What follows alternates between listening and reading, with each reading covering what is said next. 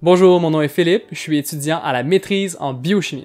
Et je suis Mathéus, étudiant à la maîtrise en génie biomédical. Vous écoutez présentement À toute échelle, le podcast dans lequel on parle de science de la simulation la plus simple à l'expansion de l'univers. Aujourd'hui, nous avons avec nous Ève Campo-Poirier. Elle est étudiante à la maîtrise en physique à l'Université de Montréal. Elle étudie la cosmologie. Nous nous sommes posé beaucoup de questions, par exemple, comment est-ce qu'on sait que l'univers s'étend? Qu'est-ce que c'est l'énergie sombre? Exactement. On s'est aussi posé la question sur qu'est-ce qu'une lentille gravitationnelle? Et est-ce que Einstein avait raison? Non. Toutes les réponses dans l'épisode de cette semaine. Bon podcast!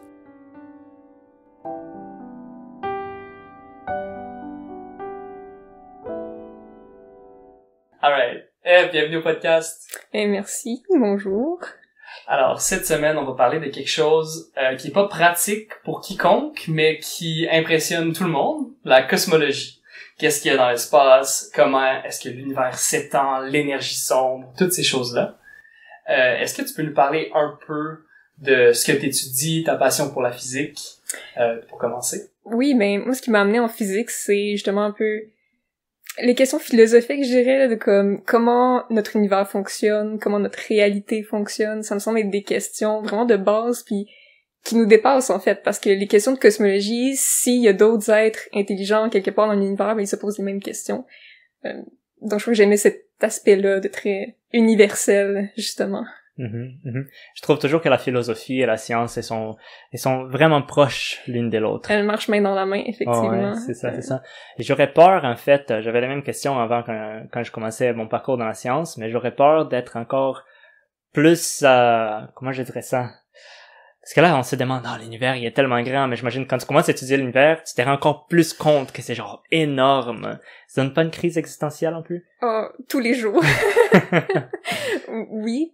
En fait, mais c'est ça qui est fascinant, c'est le mystère derrière tout ça, c'est se dire, on est tellement insignifiant devant cette immensité, mais c'est ça, c'est ce qui la rend si intéressante aussi. Ouais. Est-ce qu'on connaît tout l'univers déjà?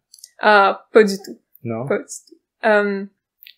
Non, parce que il reste encore des grands mystères, comme on va en parler, de l'énergie sombre, qui est une composante vraiment importante de notre univers, et on est complètement dans le noir pour ce qui est de sa nature. Il y a le fait que on a aussi pas accès à tout l'univers. On a ce qu'on appelle l'univers observable, ce qu'on peut voir, parce que bon, on n'a pas il y a des choses qui sont tellement trop loin que les signaux qu'elles envoient ne nous atteignent pas encore. Ouais, donc il y a encore beaucoup de travail à faire, effectivement. Je me dis tout le temps, la physique c'est déjà fait. La physique on connaît déjà tout ça là. Faux. Très faux. C'est ça.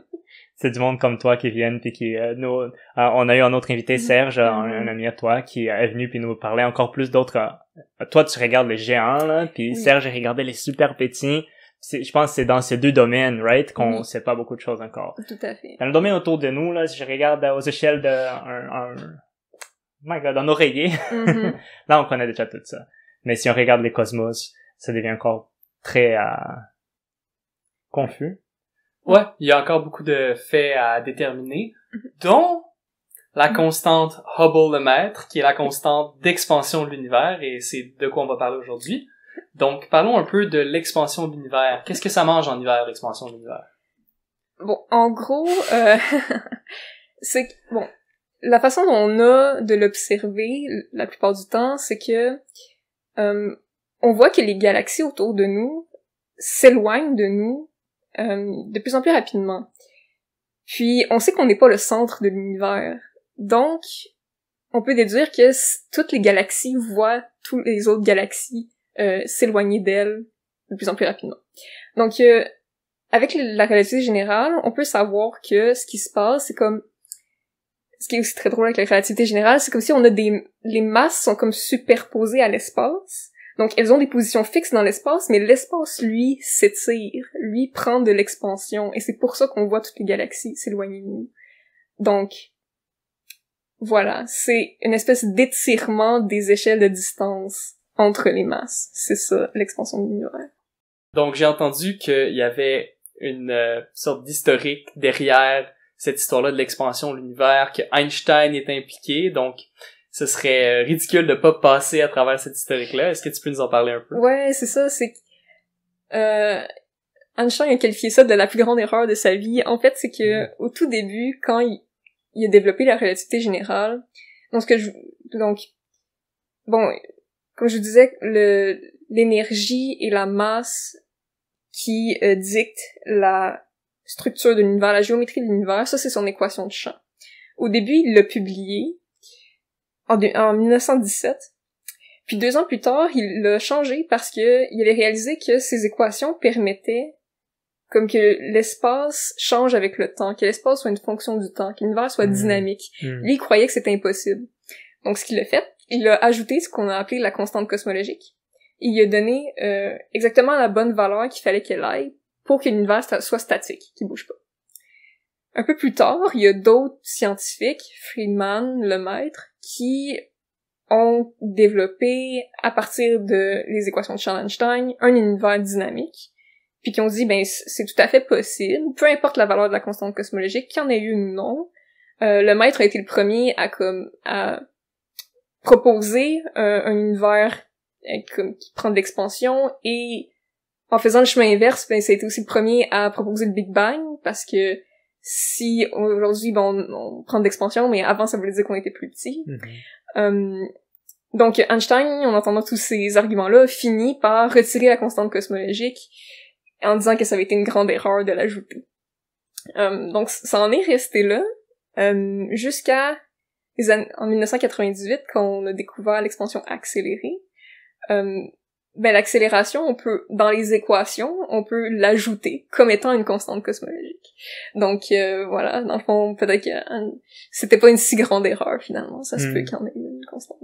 Attends, donc juste pour être certain que j'ai bien compris, comment qu'on a vu que ça accélère?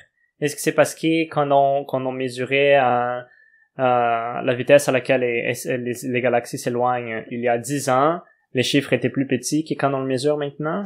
En fait, c'est comme en 98, quand ils l'ont découvert, moi je sais pas exactement moi-même, je crois qu'ils s'attendaient, je pense que c'est ça, c'est qu'ils s'attendaient à ce que l'espèce de, on dit plus dim, là, je manque le mot,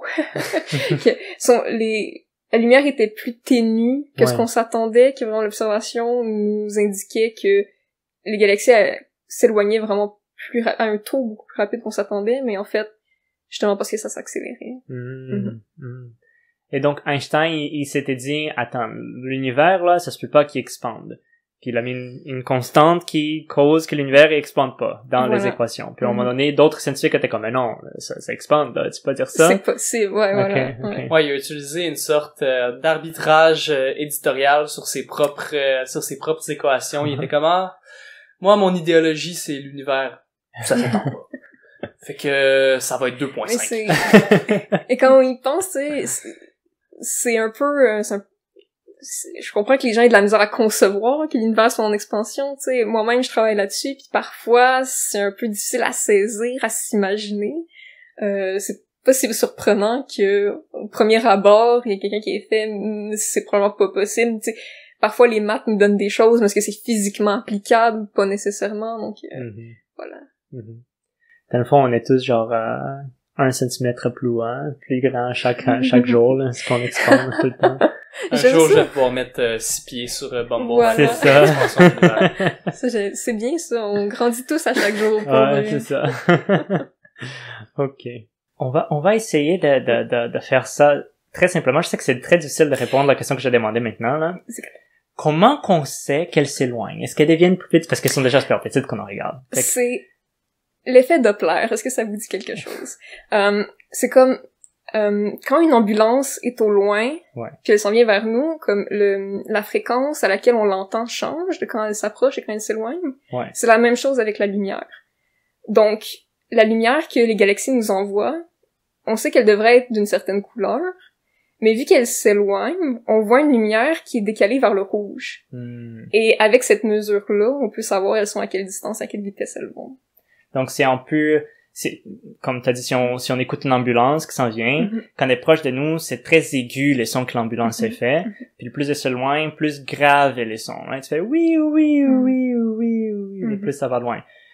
C'est environ la même chose, mais avec la lumière, ce que tu dis. Parce que la lumière est aussi une onde, environ de la même façon que les sons seraient.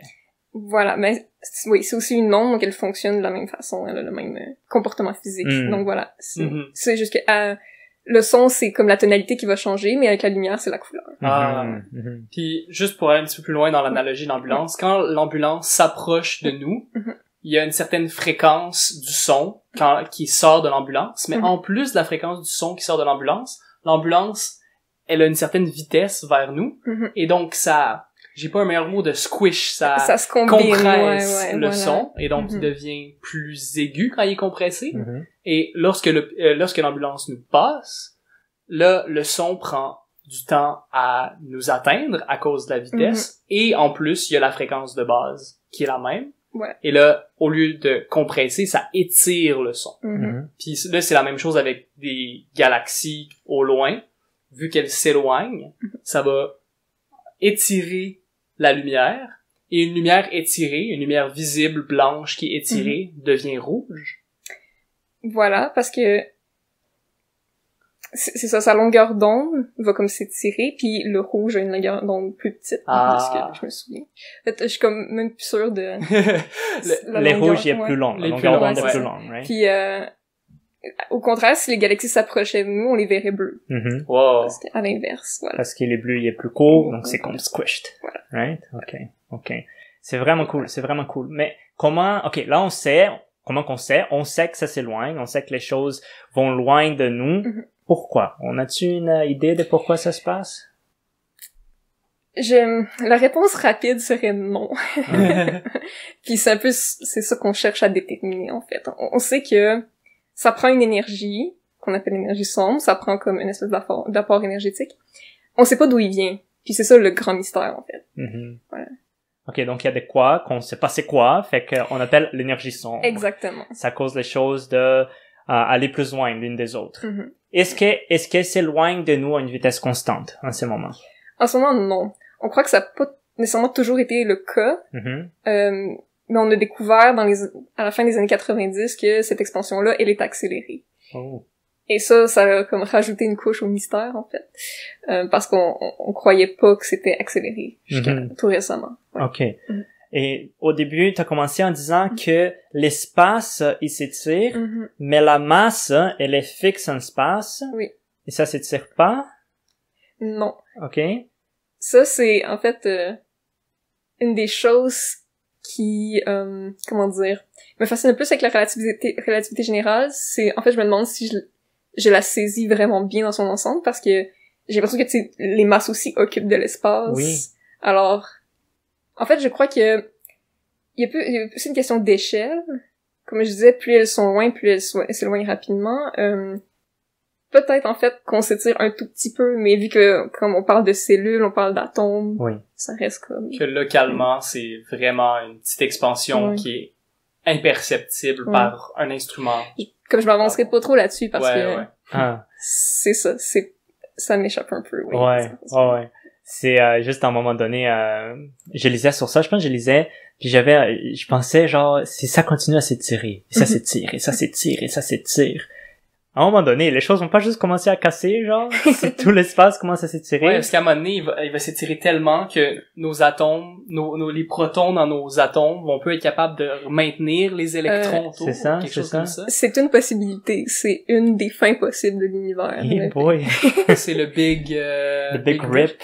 Ouais. Ouais, je sais pas le nom exactement, mais oui, ça serait comme une expansion infinie qui ferait en sorte que tout, mais comme j'ai dit, absolument tout, même nos atomes, se feraient comme étirer les uns des autres. En français, le Big Rip, on dirait le grand déchirement. Ouais. Ça sonne poétique. Ouais, c'est triste, tu sais. Tu te réveilles un mercredi matin. Oui, il y a plus d'étoiles dans le ciel parce que tout s'est étiré, mais on a encore de l'énergie sur Terre. Il y a encore le soleil, peut-être. Non, ok, il y a pas le soleil. Mais bon. dans une galaxie près de chez nous, on a trouvé une façon de survivre et tout, et tu te réveilles un mercredi matin, tu fais juste te déchirer. Mais, honnêtement, l'espace, ça me faisait peur quand j'étais enfant parce que c'est toujours ça. quand on parle des trous noirs, on parle toujours de spaghettification, de se faire étirer jusqu'à ce que tes organes... J'ai eu une crise existentielle en regardant Interstellaire. Ah ouais. À un moment donné, ils sont dans le vaisseau, tu sais. Puis elle a comme, ça joue contre le mur du vaisseau, tu sais. Puis là, je suis comme, à quelques centimètres, c'est le vide. Pour tellement beaucoup d'espace. Puis ça m'a donné la nausée. J'ai eu une nausée au cinéma, puis j'étais comme, je me suis pas senti bien pour le reste du film. C'était un bon film, mais oh mon Dieu, je suis sorti là, j'étais consterné. Il y a des gens qui, quand ils apprennent que j'étudie le cosmos, sont comme « Ah, mais t'aimerais pas ça aller dans l'espace? » Je suis comme « Non. » Non. Mais ça va être tellement cool, genre, faire de la recherche à les stations spatiales et tout ça. Ça doit. Eux autres, ils peuvent juste mettre leurs mains, genre, quelqu'un qui fait genre de spacewalk pis tout, là.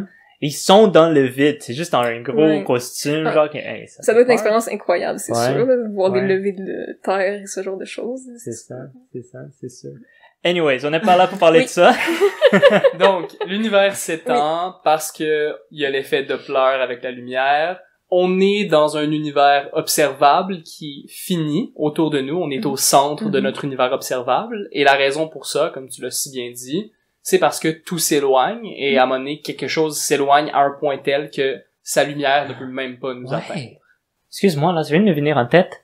Si les choses sont en train de s'éloigner, puis qu'on connaît l'univers observable, ça se peut qu'il y a des choses qu'on va jamais voir. Exactement. Parce qu'elles font juste s'éloigner, puis la lumière va jamais nous arriver. Exactement. Ah, c'est triste, ça. Il y a toutes sortes aussi de théories de comme, est-ce que, en dehors de notre univers observable, il y a en quelque part une espèce de multiverse, multi-univers, que tu sais, il y a comme d'autres parties de l'univers qui auraient comme des lois physiques différentes de nous, mais qui sont tellement loin que ça n'a pas d'impact. Il y a comme des Big Bang un peu partout, et il y a des univers qui viennent comme des bulles. Je pense que le terme bulle est quand même bien choisi. Ils sont pas nécessairement en train de naître et en train de se défaire. Non, ok. Mais en fait, comme ça aussi, j'ai lu ça dans un livre qui s'appelle Qu'est-ce que la gravité de Klein, que je vous conseillerais. C'était vulgarisé, je connais pas les détails. Excuse-moi, Phil, je t'ai interrompu, là. T'étais au milieu de... Ah non, mais je faisais juste récapituler tout ce qu'on avait dit jusqu'à maintenant. L'univers s'étend. On voit que chacune des petites unités d'espace semble s'étendre et que c'est ça, cumulativement, qui nous donne l'impression que, qui fait en sorte que les planètes et les autres galaxies s'éloignent. Et ça, c'est dû à quelque chose qu'on appelle l'énergie sombre, apparemment. Oui. L'idée étant que pour éloigner deux choses, ça prend de l'énergie, et cette énergie-là doit venir de quelque part, ou? Oui, parce que, comme l'expansion actuelle de l'univers, c'est une espèce de tension entre la force de gravité, gravitationnelle, qui nous rapproche, et l'espèce de momentum de l'univers qui est en expansion. Donc on a longtemps pensé que soit que oui, l'univers pouvait juste continuer sur cette lancée et être en expansion comme pour toujours, ou que éventuellement la gravité allait comme le freiner, l'arrêter et commencer en fait à rétrécir.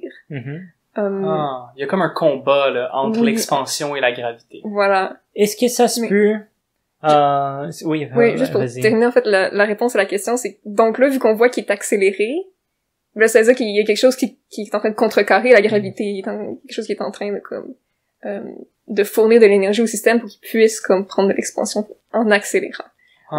Ouais, ok, ça répond à ma question, parce que là, j'allais demander, est-ce que ça se peut que ce soit, disons qu'il y a eu le Big Bang, puis les choses expandent à cause de ça, est-ce que ça se peut que ce soit juste l'énergie du début, genre, toute cette force avec l'explosion, puis les choses vont juste, tu sais, expand, oh my god, comment on dit ça en français, là? S'étendre, mais comme t'as dit, il y a une accélération. S'il y avait pas d'énergie qui s'y met maintenant, les choses continueraient à une vitesse constante, ou elles ralentiraient. Voilà. Right? Mais parce qu'elles accélèrent, là, on sait qu'il y a une sorte d'énergie. Voilà. Puis, elle a probablement pas toujours eu exactement la même valeur, comme...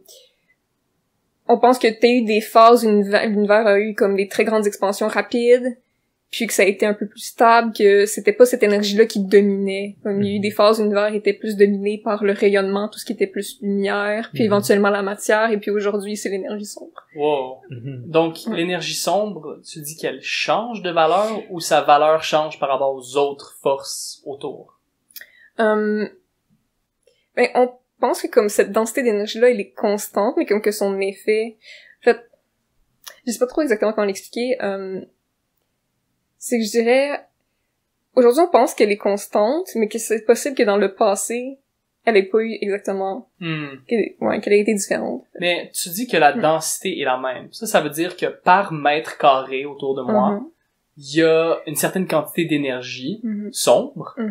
Sauf que cette énergie sombre-là pousse son mètre carré et fait grandir l'espace. Fait que ça devient exponentiel, tout ça. Oui. En fait, je suis pas trop sûre. Ouais. Je sais pas, mettons, j'ai un mètre carré plein d'énergie sombre. Il y a une unité d'énergie sombre. Puis là, ça pousse, puis ça fait plus d'espace. À un moment donné, il y a 2 mètres carrés, et chacun de ces 2 mètres carrés-là a de l'énergie sombre, autant que le mètre carré avait initialement. C'est pour ça que je dis qu'elle est... C'est pour ça que c'est un gros mystère. Ils font des bébés. Ouais, ok. L'espace fait des bébés, puis chacun des bébés a de l'énergie. Attends, mais là, je commence à mélanger des choses maintenant. ok, soyons... Parce qu'on a l'énergie sombre, et on a la matière sombre. C'est pas la même affaire. Ah non, pas du tout. Ok, non, voilà. Ok, c'est quoi la différence? Commençons par là. Ok, commençons par là, désolé. En physique, on appelle sombre toutes les choses qu'on comprend pas. Ok. C'est simple. Qu'est-ce qu'on comprend? 5% de la physique. Oh, ouais. Non, ouais, dans le fond, la matière sombre, c'est comme, vous en avez glissé un mot avec Serge, c'est que, bon, on peut savoir par la dynamique des galaxies la masse qu'elles contiennent, mais on peut aussi savoir leur masse avec la luminosité qu'elles ont. Puis, quand on compare les deux, ben, il y a beaucoup plus de masse selon la dynamique que selon la lumière. Donc, on pense qu'il y a une certaine forme de matière qui n'émet pas de lumière, qui est très abondante dans l'univers. Et ça, c'est la matière sombre. Puis on l'appelle matière sombre parce qu'on sait pas exactement ce que c'est. L'énergie sombre, c'est l'énergie mystérieuse qui fait en sorte que l'univers est en expansion. Est-ce qu'elles ont des liens? Peut-être. Comme, vu que les deux, c'est des mystères... Ok, là, je vais trip un peu, ok? Oui. Parce que là, Einstein, il y avait son équation, là. E est égal à mc carré. Oui. Right? Ça dit que l'énergie pis la masse, c'est la même affaire? C'est interchangeable. Ça, c'est interchangeable. Est-ce que ça se peut que la masse sombre, la matière sombre, s'échange en énergie sombre? Ouais, ben en fait, c'est que l'énergie peut prendre un peu n'importe quelle forme de masse. Fait que je pense pas que ce soit comme que ce soit nécessairement comme relié de cette façon. Ouais. Ouais. Le point étant que c'est deux choses très différentes. Ouais, aujourd'hui en physique, on les traite comme séparément. Séparées. Elles sont pas liées, en fait. C'est juste, on les appelle sombres juste parce qu'on sait pas c'est quoi. C'est ça. Mais elles sont pas liées. Okay. Pas nécessairement. Ouais, ok. Parce que la matière sombre garde les galaxies ensemble, versus l'énergie sombre pousse les galaxies loin l'une de l'autre. Sont presque opposées, si tu penses. Et comme j'ai vu que les deux sont mystérieuses, c'est pas impossible qu'un jour on trouve un lien, mais c'est qu'en ce moment, il y en a pas vraiment. Ouais, ok. Fait que ça n'a pas rapport avec la matière, parce que quand on dit ça fait de bébé, dans ma tête, je pense à de la matière. C'est, je pense qu'il voulait dire comme un bloc de plus d'espace. Comme si, Ah, je comprends. Ça cause, ok, c'est un bloc de, comme t'as dit, 1 mètre carré avec de l'énergie noire, parce qu'on a de l'énergie sombre. Parce qu'on a de l'énergie sombre là-dedans, les blocs vont s'étendre. Mais, tu disais, la densité d'énergie ne change pas, et donc les nouveaux mètres carrés, il a la même quantité. Ok, je comprends. Voilà. Je vais juste répéter là, mais je comprends. Ouais, non, mais ça veut dire qu'il y a de plus en plus d'énergie sombre dans l'univers. Ouais. Je pense qu'on peut le voir comme ça. Mais ça aussi, c'est pas, je dirais, je veux dire que je comprends exactement ce qui se passe non plus. Revenons à quelque chose que tu comprends. Ben, pas que tu comprends, mais que je peux vous expliquer. Pour lequel t'as peut-être une idée. Est-ce qu'on sait un petit peu plus loin que ça, c'est quoi l'énergie sombre, autre que c'est quelque chose qui pousse l'espace à grandir? On a on va appeler ça des théories, mais c'est plus des hypothèses, là. Mais c'est beaucoup de spéculation, parce qu'on a de la misère à aller saisir sa nature. Ça a le même effet que de la matière qui aurait une pression négative. Ça a le même effet qu'une antigravité. Fait que là, bon, j'ai lu récemment que tu sais, la relativité générale, je pense, à grande échelle, on l'a pas nécessairement testé, donc là, est-ce qu'il y aurait moyen de la modifier pour créer de l'antigravité à grande échelle? On sait pas, mais c'est sur la table, disons. OK. Comment qu'on fait pour étudier ces choses-là? La matière sombre. On sait pas c'est quoi, pas la matière, l'énergie, je m'excuse. L'énergie sombre, on sait pas c'est quoi, on sait qu'elle est là, à cause de quelques mesures qu'on a prises. Mais si on sait pas c'est quoi, puis on sait pas vraiment comment la trouver, comment que tu fais pour étudier ça? OK. En ce moment, on a quand même plusieurs façons de le faire. Je vais peut-être glisser un mot sur les deux qui nous donnent des maux de tête en ce moment. Il y a la première avec les supernovas. Les supernovas, ce sont des étoiles qui explosent. Et un peu comme je vous parlais avec les galaxies qui s'éloignent, on a moyen, en observant cette luminosité-là, de mesurer c'est quoi la vitesse d'expansion de l'univers, le taux d'expansion. D'un autre côté, on a le fond diffus cosmologique, qui est en fait aussi une lumière, c'est un rayonnement qui nous vient des premières phases de l'univers, comme au tout début, quand les photons se sont comme... Bon, il y a eu un temps où les photons, les électrons, puis toutes les autres particules étaient pris ensemble dans un gaz chaud. Puis un jour, ça s'est assez refroidi que les photons ont comme pu se libérer. Puis ça, c'est le fond diffus cosmologique. On peut encore voir, on voit ça partout dans l'univers en ce moment. La première photo là de l'univers qui a existé. Exact. Qui diffuse un peu partout. Oui, peu importe où on regarde, on voit ce fond-là, cette espèce de arrière-plan de l'univers. Wow. Ouais. Puis à partir de ça, on peut déterminer les composantes de la densité d'énergie de l'univers. Donc quelle partie va à la masse, quelle partie va au rayonnement. Pour l'énergie sombre, je crois qu'il faut comme peut-être passer par d'autres observations. Mais on peut ajouter l'énergie sombre à notre modèle cosmologique.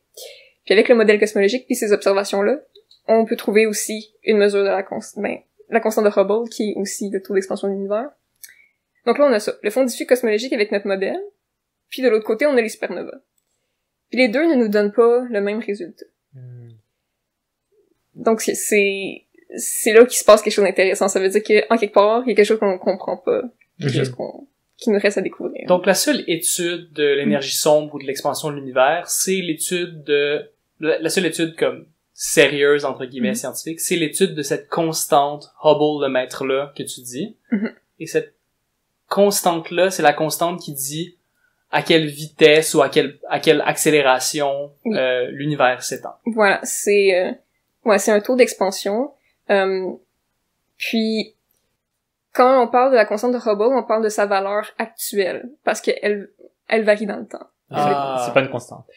Voilà, parce que celle qui varie dans le temps, on l'appelle le paramètre de Hubble, puis la valeur actuelle, on l'appelle la constante de Hubble. Okay. Mais tu sais, elle est pas constante comme dans les faits. Et donc, on veut étudier cette constante-là, on a le fond cosmologique. Fond diffus cosmologique. On peut l'appeler le FDC. Voilà, le fond diffus cosmologique. D'un autre côté, les supernovas, ils nous donnent des résultats qui sont... Est-ce qu'ils sont minoritairement différents? Est-ce que c'est des petites virgules ou est-ce que c'est vraiment... Je crois que du côté du fond diffus cosmologique, on a quelque chose comme 69, puis du côté des supernovas, on a comme 73. C'est pas énorme, mais si on regarde les incertitudes de notre marge d'erreur pour les deux mesures, elles sont assez petites pour que cet écart-là soit significatif. Donc, ils se recoupent pas, là. Ils se recoupent pas, voilà. Puis, c'est ça, suffisamment pour que on se dise, OK, il y a vraiment quelque chose qui cloche. C'est pas juste une erreur expérimentale. Et donc, toi, tu viens à la rescousse. En quelque part, oui, on essaie de venir à la rescousse. Comment on fait ça? Donc, on utilise... Donc, ce qu'il nous faut pour aller trancher, c'est une méthode qui est indépendante des deux autres. On veut pas comme partir des mêmes assertions, on veut pas avoir les mêmes sources d'erreurs possibles. Donc, il y a un autre phénomène qu'on peut utiliser qui s'appelle les lentilles gravitationnelles. Ça, en gros, il y a une analogie qu'on entend souvent. On a une galaxie source qui peut être bon, dans notre analogie, c'est une chandelle. Imaginez vous regardez une chandelle à travers le pied d'une coupe à vin. Ben, la lumière que vous allez voir va comme épouser la coupe à vin, puis ça va vous faire un cercle lumineux. C'est un peu ça. On a une galaxie source qui fait de la lumière, puis il y a une autre galaxie devant elle qui se trouve comme entre la galaxie source puis la Terre, qui, à cause de sa masse, déforme l'espace-temps. Ça, c'est une base de la relativité générale. La matière, l'énergie déforme l'espace-temps. Mais la lumière, elle voyage le long de l'espace-temps. Donc, si l'espace-temps était courbé, mais la lumière envoyée par la galaxie source va être déviée par la galaxie lentille. Donc, nous, ce qu'on va voir, c'est une espèce de cercle lumineux autour de la galaxie lentille. Donc, ça, c'est le phénomène de l'antigravitationnel. Comment ça aide dans tes études, ces phénomènes? Comment? Pardon. Pourquoi c'est utile, ces phénomènes? C'est quoi les rapports entre ces phénomènes et l'énergie noire et la constante? Oui. Donc, il y a dans certaines galaxies, il y a des ce qu'on appelle des quasars, qui sont des objets lumineux qui envoient comme des clignotements, que leur lumière est pas constante. Ces clignotements-là vont prendre des chemins différents dans l'espace-temps pour nous arriver. Donc, quand on va voir cette espèce de cercle lumineux-là, on va aussi voir des points lumineux qui vont pas arriver aux mêmes endroits, mais qui vont être avec des positions différentes, et qui vont pas arriver en même temps. Puis leur position et le délai entre les images dépendent de la vitesse d'expansion de l'univers. C'est comme un phare, un quasar, un quasar, c'est ça? Ouais, c'est comme un phare, ça ouais. va flasher à certaines Voilà. fréquences, puis à différentes positions, à différents angles. Puis nous, en regardant la lentille gravitationnelle, en fonction de comment l'univers s'étend, peut-être qu'il va flasher touc touc touc touc touc touc touc, ou peut-être qu'il va flasher touc touc. Non? c'est pas ce qu'on regarde comme délai, c'est pas entre deux clignements du quasar. Non, ok. Non, c'est un clignotement va produire plusieurs images. Puis c'est le délai entre ces images-là qu'on étudie. Je comprends pas. Pourquoi un clignotement produit plusieurs images? Parce que comme la lumière va prendre certains chemins le long de l'espace-temps, puis elle peut comme en prendre plusieurs. Il y a une espèce de division, on peut voir. Donc la lumière va comme emprunter le chemin qu'on va dire qu'il y a à donner mieux. Puis c'est ça, il peut en avoir plusieurs possibles. Ok, donc le quasar, il sert juste comme source de lumière qui est sporadique. Il y a rien à voir avec la fréquence. Chacun des rayonnements du quasar va donner de l'information pour savoir la vitesse d'expansion. Et une fois qu'il passe dans la lentille gravitationnelle, il y a certains chemins seulement qui peuvent être pris par la lumière, et ces chemins-là dépendent de la vitesse d'expansion de l'univers. Oui. Ou de du rythme de l'expansion. Voilà. Ok. Oui, puis le temps qu'ils vont mettre à arriver aussi. Donc. Ok, donc ça donne une troisième façon de mesurer la constante? Voilà. Ok, et toi t'étudies cette troisième façon? Voilà. Ok. Puis là, c'est ça, on a l'espoir de peut-être trouver, soit les confirmer l'une ou l'autre des deux autres façons. Puis là, si on obtient la même valeur que les supernovas, ben là, ça veut dire qu'on a un problème avec notre modèle cosmologique puis de la façon dont on introduit l'énergie sombre dedans. Si on a la même valeur que le fond diffus cosmologique, ben là, ça veut dire quelque chose qu'on comprend pas avec les supernovas. Tout ça. Ça mène à ce que j'allais demander quand t'as parlé des supernovas et du, comment t'appelles? Fond diffus cosmologique. Les fonds diffus cosmologiques, FDC. Oui. Lesquels est les plus probable d'être le correct? C'est une grosse question. Il y a un peu de... Politique? Ben, non, peut-être pas de politique, mais... comment dire? D'un côté, de ce que j'ai entendu dire, le fond diffus cosmologique, c'est quelque chose qu'on comprend très bien, qui est quelque chose de quand même stable, qui est peut-être plus facile à aller étudier que... Ben, en fait, c'est un phénomène peut-être moins complexe qu'une supernova, qui est quand même une étoile qui explose. Donc, tu sais, il y a peut-être plus de facteurs qu'on connaît moins. Cela dit, la façon de mesurer la constante de Hubble à partir du fond diffus cosmologique, elle implique comme d'inclure l'énergie sombre dans le modèle. Mais l'énergie sombre, c'est comme je disais, on la connaît encore très mal. Donc, est-ce qu'on l'inclut comme il faut? On croit que oui. Donc, c'est difficile de dire à ce stade-ci laquelle est comme vraiment la plus probable. C'est encore sujet à débat. Ok. Et là, entre ces deux-là, et en utilisant les quasars, lesquels est le plus probable? je dirais que ce qu'on fait avec les lentilles gravitationnelles, c'est quand même des phénomènes qui sont bien connus. Okay. C'est comme je disais, vu que c'est vraiment indépendant des deux autres. C'est sûr que si on obtient une troisième valeur qui ne recoupe pas aucune des deux autres, là, il va falloir qu'on se pose des questions. C'est ça. C'est comme quand on veut choisir la saveur de pizza, là. S'il y a deux personnes, il faut qu'il y ait un tiebreaker. Mais si la troisième personne veut une autre saveur, là, on a un problème. Ouais, c'est ça. Mais ouais, si, par exemple, avec les lentilles gravitationnelles, t'arriverais à 73, tu saurais, OK, on a quand même deux manières indépendantes qui ont la même mesure, et donc, cette mesure-là doit être la bonne, et l'autre mesure était erronée, et donc, il faut gratter plus sur la théorie. Oui. Soit du fond diffus ou soit des supernovas. Voilà. Et donc, ce qui m'amène à ma question de OK, c'est beau, on comprend ta question de recherche, on comprend le principe derrière. Comment est-ce qu'on étudie ça? On prend des photos des lentilles gravitationnelles à l'aide d'un observatoire, d'un télescope? Voilà. Oui, il y a un observatoire au Chili qui bientôt va lancer une nouvelle génération de télescopes. Et parce que un problème qu'on a en ce moment avec les lentilles gravitationnelles, c'est qu'on en a observé très peu. Comme il y a une équipe qui a essayé d'inférer la constante de Hubble à partir des lentilles gravitationnelles, mais à ce moment-là, il y en avait juste 6 qu'on pouvait utiliser pour faire ça. On en a besoin de plus pour avoir une bonne analyse statistique. Et cette génération-là de télescopes devrait nous en fournir comme quelques milliers. Donc voilà, on a besoin de ces images-là, puis on a besoin de mesurer aussi le délai temporel dont je parlais. Donc, image plus délai temporel, on a pas mal ce dont on a besoin. Ça, c'est intéressant. Je me demande comment ça fonctionne juste pour organiser l'échange d'informations avec les personnes, parce que j'imagine tu vas pas jusqu'au Chili pour prendre des images. Non. Tu dis j'ai besoin d'une image de ces coordonnées du ciel, quelque chose comme ça, et il y a quelqu'un qui va prendre l'image puis t'envoyer, ou tu regardes qui a déjà pris l'image et tu... En fait, je peux pas vraiment répondre à cette question-là parce que moi, je veux juste jamais en avoir des images. Okay. Dans mon projet de recherche, je suis en train de développer la méthode pour comme analyser les images. Okay. Donc, moi, j'ai juste fait des simulations. Okay. Mais oui, comme habituellement, quand on veut utiliser un télescope, je dis qu'il faut faire une demande de temps. Ouais. Donc, là, comme une équipe va écrire une proposition pour avoir accès au télescope pour certaines heures à certains moments. Pour ce qui est de comment les formations s'échangent, je sais pas exactement.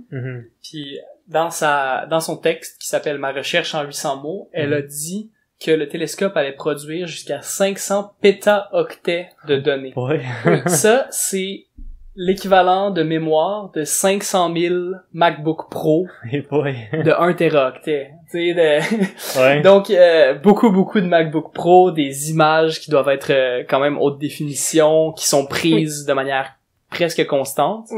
Et tu me disais un peu, lorsqu'on parlait avant, que initialement, il y avait beaucoup de labeur manuel pour analyser ces images-là et pour déterminer la constante. Et toi, ton but, c'est de rendre ça un petit peu plus automatique. Est-ce que tu peux nous parler de comment on faisait avant et de comment ta recherche va rendre l'analyse de ces images-là plus rapide? Oui, ben c'est ça. En fait, ce qu'on faisait, c'était... on a une image, on fait une simulation, on regarde à quel point elle se le ressemble, puis on essaie de modifier les paramètres avec lesquels on a fait notre simulation jusqu'à ce qu'on obtienne une image qui ressemble à notre donnée observée. Avec comme des algorithmes d'optimisation, ça se fait quand même...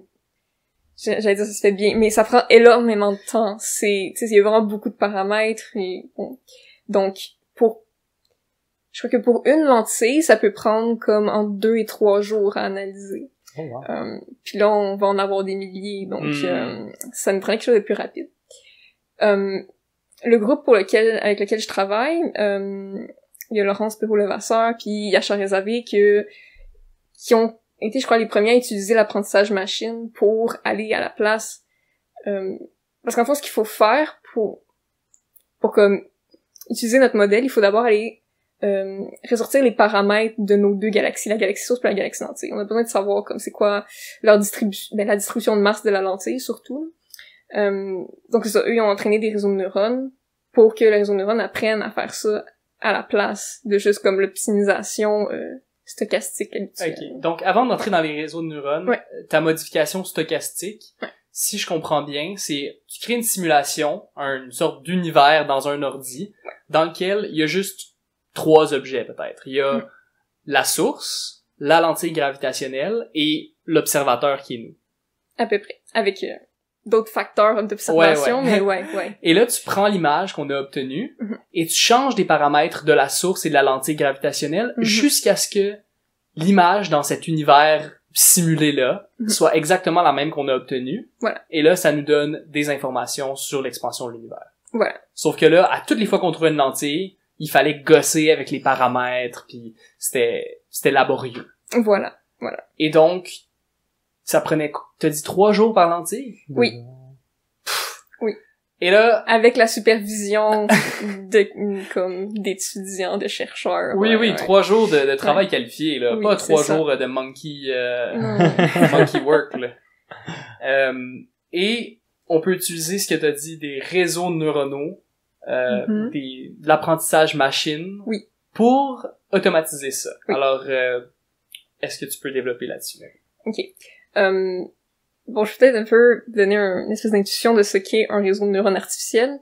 Un exemple que j'aime bien, c'est, mettons, je voudrais essayer de prédire le prix d'une maison. À partir de le nombre de pièces, son âge, la grandeur du terrain. Je pourrais créer un réseau de neurones, puis lui donner en entrée ces données-là, comme âge, nombre de pièces, grandeur de terrain. Ce que fait un réseau de neurones, c'est juste des opérations mathématiques. Il va multiplier par un nombre, additionner un autre nombre. De temps en temps, une fonction un peu plus exotique. Puis à la fin, ça lui donne un chiffre. Puis en fait, pour que ça nous donne vraiment le prix d'une maison, on va l'entraîner préalablement. Comment on fait ça? Ben là, ça nous prend beaucoup de données de ces paramètres-là, c'est-à-dire comme âge, nombre de pièces, grandeur de terrain et le prix auquel les maisons ont été vendues avec ces caractéristiques-là. Donc là, le réseau de neurones au début, il va faire des opérations un peu aléatoires. Ça va lui donner un chiffre qui va pas être le bon. Il va regarder c'est quoi la vraie réponse. Puis là, il va s'ajuster. On a encore une fois avec du calcul différentiel, des outils mathématiques, il peut apprendre à comment je dois modifier les opérations mathématiques que je fais pour obtenir le bon chiffre. Donc la première maison que tu lui donnes, tu lui dis elle fait X pieds carrés, elle a 20 ans, puis elle a 10 pièces. Puis là, il fait 1000 opérations mathématiques compliquées dans le réseau. Puis là, il te sort la maison vaut $2. Voilà. Puis là, t'es comme non, la maison vaut pas $2, je le sais parce qu'elle vaut 400 000. Puis là, tu utilises plein de formules mathématiques pour dire au réseau, change un petit peu chacun de tes petits neurones pour que ce soit un petit peu plus proche de 400 000. Puis on fait ça sur des milliers d'exemples. Puis à un certain point, le réseau de neurones va gagner une espèce de capacité de prédiction. Qu'un jour, je vais y montrer des informations d'une maison qu'il a jamais vue, puis il va être capable de me sortir un prix qui a du sens. Donc tu fais la même chose, sauf qu'avec les lentilles. Voilà. Okay. Donc moi, je vais lui donner une image de lentille gravitationnelle, je vais lui donner les télétemporels, il va faire ses opérations, puis je veux qu'il me ressorte les paramètres de la galaxie source, de la galaxie lentille. En fait, ça, c'est ce qui se fait actuellement. Mon projet à moi, il va un petit peu plus loin. C'est, nous, on essaie de directement, à partir de l'image et des délais temporels, d'avoir la constante de Hubble. Tu veux même pas niaiser avec des paramètres puis des simulations. Non. Tu veux juste qu'il voit une image puis il a dit, j'ai déjà vu 20 images ou des dizaines de milliers d'images de galaxies lentilles. Puis je connais un peu comment déterminer la valeur à partir de l'image. Pas besoin de faire de simulation. Ouais, parce que, oui, parce que c'est beaucoup plus rapide de, comme, juste entraîner un réseau de neurones, c'est pas si long, puis après ça, ben, on peut l'utiliser tant qu'on veut. Puis le fait je dirais de sauter l'étape de modéliser, ben, en fait, d'avoir ce réseau de neurones-là qui nous sortirait les paramètres, ça reste plus long que juste tout de suite avoir le chiffre qu'on veut. Si on reprend l'analogie de la maison, oui, si tu veux avoir le pied carré d'une maison, le nombre de pièces, faut que tu rentres dans la maison, faut que tu comptes des choses, faut que t'embauches des gens pour collecter toutes ces données-là. Puis toi, ce que tu fais, c'est l'équivalent de prendre l'image Street View d'une maison, puis de juste avoir le prix, puis pas besoin de modéliser plein de choses, de payer des gens, tu fais juste prendre les images de la maison, puis tu demandes c'est quoi le prix. Puis t'entraînes ton réseau de neurones là-dessus, au lieu de sur des informations compliquées. Par exemple, ouais. Ok, mais ça, c'est juste possible parce qu'on a déjà fait toute la modélisation au début. Est-ce que c'est ça? Donc, si tu fais un réseau de neurones pour les maisons, par exemple, pour regarder les street view, la photo street view de la maison, il aurait fallu qu'il y ait avant quelque chose qui peut savoir combien ça coûte la maison par les nombres des chambres, par les pieds carrés. Ouais, c'est ça, parce que moi, en fait, je vais entraîner mon réseau de neurones sur des simulations, puis après ça, je vais l'utiliser sur des données. Fait que, ouais, parce que, bon, déjà, on peut pas l'entraîner sur des données parce qu'on ne sait pas à l'avance c'est quoi ces paramètres. Donc là, en ayant vraiment, comme je peux vraiment faire des simulations avec des constantes de Hubble différentes. Ouais, comme, la technique est un peu plus compliquée que ça, mais ouais. Je vais avoir des simulations avec des constantes de Hubble différentes, puis il va pouvoir apprendre, avec l'image, quelle constante je suis censé avoir, c'est quoi la valeur de la constante. Voilà. Impressionnant. Juste, machine learning, c'est partout maintenant. Extrêmement impressionnant, en effet. Ouais. Non, c'est vraiment cool. C'est un outil très rapide et puissant. C'est de plus en plus présent en sciences parce que ça nous aide beaucoup. Puis je me demande, parce que quand on entraîne un réseau de neurones, moi, ce que j'ai entendu, c'est qu'il fallait des dizaines de milliers de data points, de données. Mais là, tu dis qu'on connaît 6 lentilles gravitationnelles. Est-ce que c'est un problème par rapport à tes études? Ou... non, justement, parce que on va entraîner sur des simulations. Fait que là, moi, ce que j'ai fait dans les derniers mois, c'est j'ai produit tout plein d'images de lentilles gravitationnelles. Puis là, c'est là-dessus qu'on va entraîner notre réseau de neurones. Parce que là, quand je fais ma simulation, je le sais, c'est quelle constante de Hubble que j'ai donnée. Donc là, j'y donne image constante de Hubble, puis là, lui apprend à les reconnaître. C'est vraiment intelligent, ça. Oui. Oui. Ok, là, j'ai une question un peu indiscrète. Oui. Je vais demander. Disons que pour les gens qui font les types de recherches que tu fais maintenant, quand vous allez demander des fonds pour les recherches, c'est quoi la raison pour la recherche? Qu'est-ce que vous dites pour convaincre les gens de payer la recherche? Je pense souvent on va comme mentionner le désaccord entre les mesures qu'on a de la constante de Hubble, parce que bon, l'énergie sombre, c'est comme 70% de l'apport énergétique de l'univers. C'est un gros morceau, puis on n'y connaît pas grand-chose. Donc c'est vraiment intéressant d'aller comme voir qu'est-ce qu'on connaît pas là-dedans. C'est sûr qu'on mentionne aussi le fait que, bon, l'apprentissage machine, c'est un peu un buzzword. Comme que on peut développer des réseaux, des façons de faire, parce que moi, je travaille vraiment beaucoup sur développer la méthode d'analyse. Parce que oui, c'est bien beau avoir un réseau de neurones qui nous sort une valeur, mais en science, c'est vraiment important aussi l'incertitude, c'est quoi nos biais, c'est quoi nos marges d'erreur. Donc on travaille aussi là-dessus avec les réseaux de neurones, ce qui peut être pertinent pour plein d'autres projets scientifiques, en fait. Donc d'une part, on fait appel à la curiosité vraiment fondamentale de OK, on veut connaître c'est quoi ces 70%, il y a un désaccord et tout. Donc vraiment l'aspect curieux plutôt que pratique. Voilà. Puis de l'autre côté, on dit quand même, on développe des techniques de réseaux neuronaux, puis je suis sûr que de créer des simulations pour donner des données à un réseau de neurones, ça peut être utilisé en finance, ça peut être utilisé dans plein d'autres sphères, puis c'est un outil, comme tu as dit, qui est versatile. Oui, tout à fait. Ouais. C'est vraiment intéressant. Moi, je trouve même les quand c'est de la science que, tu sais, souvent on dit ouais, mais pourquoi les gens étudient ça? Pourquoi on s'en fout genre de l'univers qui expande? Non, ça change rien dans notre vie. J'aime toujours me rappeler par exemple, aujourd'hui on a une technologie en biologie moléculaire, ça s'appelle CRISPR. C'est en tout cas super utile, on l'utilise partout pour faire de la recherche. Mais ça a commencé parce qu'il y avait quelqu'un qui cherchait du n'importe quoi sur une bactérie qui est tout le monde là. Personne voulait savoir sur la bactérie, mais il y avait un dude en Espagne qui était comme ouais, ça c'est cool, je vais utiliser. Il travaillait dans des sources chaudes, il y avait une bactérie que personne connaissait, puis là cette bactérie-là était quand même bien résistante au virus.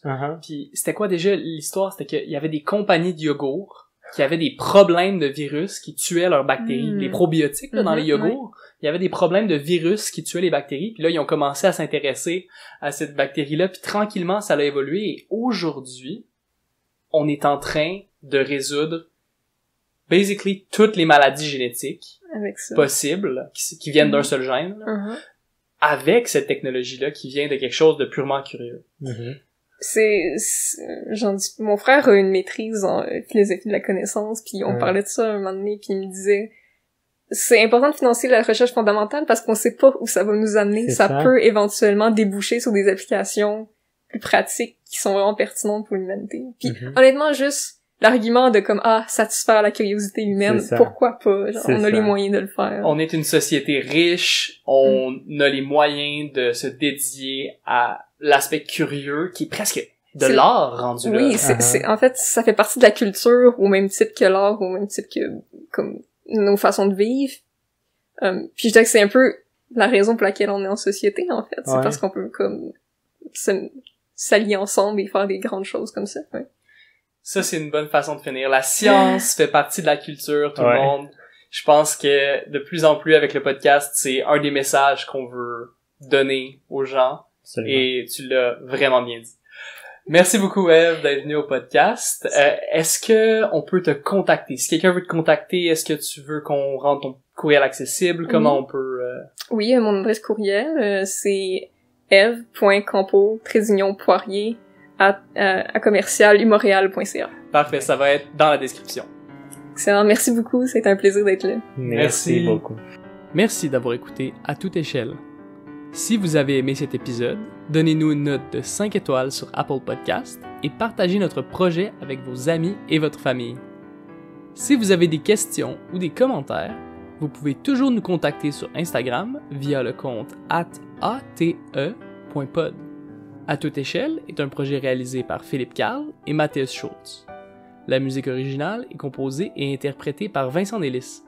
On se revoit dans 2 semaines pour le prochain épisode.